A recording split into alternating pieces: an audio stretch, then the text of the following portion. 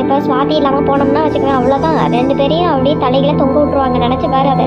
அட ஆமாடா நாளுக்கண்ணா, என்ன பண்ணுறது? இப்போ சுவாதி இல்லாமல் போனோன்னா அவ்வளோதான். அவங்க அம்மா நம்மளை வந்துட்டு என்ன பண்ணுவாங்கன்னு சொல்ல முடியல. அதை நினச்சாலே எனக்கு கண்ணிலேருந்து கண்ணீராக வருதுதா. முதல்ல சுவாதியை காப்பாற்றலாம் நம்ம.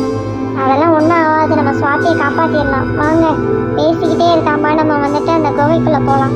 குகைக்குள்ளே போகிறதெல்லாம் பிரச்சனை இல்லை. ஆனால் முன்னெச்சரிக்கை இல்லாமல் எதுவும் தெரியாமல் உள்ளே போய் நம்மளும் மாட்டிக்காமல் அந்த மணியை எப்படி எடுத்துடலாமா எடுக்க முடியாதா? அது என்ன அபூர்வ மணியை, ஏதோ மேஜிக் பெல்ட்டுன்னு வர அதுக்கு நாளுக்கான சொல்கிறோம்.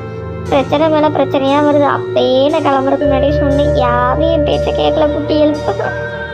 சரி சரி, அழாத டைசி. அது கொஞ்சம் ஆபத்து நிறைஞ்சதுதான். அந்த அபூர்வ மணி இந்த கோவிக்குள்ளே தான் இருக்குது. ஆனால் அங்கே வந்துட்டு என்னது குட்டியல்? என்ன பிரச்சனைனா, அதை பாதுகாக்கிறதுக்கு ஒரு சுனியக்கிரி அங்கே போட்டிருக்காங்க. அவங்க வந்துட்டு நிறைய கேள்வி மேலே கேள்வி கேட்பா. எங்களுக்கு ஃப்ரெண்டு தான் இருந்தாலும் நம்ம என்னன்னு சொல்லிட்டு அவங்கள்ட்ட அந்த மணியை வாங்கிட்டு வர்றது. கடனை வேணா கேட்டு பார்க்கலாம், என்னோட ஃப்ரெண்டை காப்பாற்றணும், அதனால கடனாக தாங்கன்னு. ஏய் டைசி, எவ்வளோ சீரியஸாக பேசிகிட்டு இருக்கோம், காமெடி பண்ணிட்டு இருக்க நீ? டேய் நாளுக்கு நான் சும்மா விளையாட்டு தானடா சொன்னேன். எல்லாரும் சீரியஸாக பேசிட்டு இருந்தீங்க, அதான் சரி கொஞ்சம் ஃபன் பண்ணலாம் தான்.